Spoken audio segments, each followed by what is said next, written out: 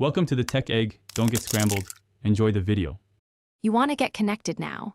First, make sure your Ecosport stereo firmware supports Android Auto and your phone has the latest Android Auto and Google Play services. Plug a high-quality USB cable into the vehicle's designated USB port. Some trims allow wireless pairing, but wired is more reliable. On your phone, grant permissions for contacts, location, microphone, and notifications. Once done, unlock the phone and accept the Android Auto prompt. The head unit should switch to the Android Auto interface automatically. Once the interface loads, learn how to control it safely.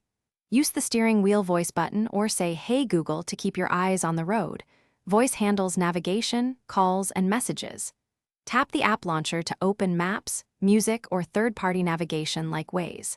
Make sure audio routes to the car speakers and adjust volume with the knobs or steering controls.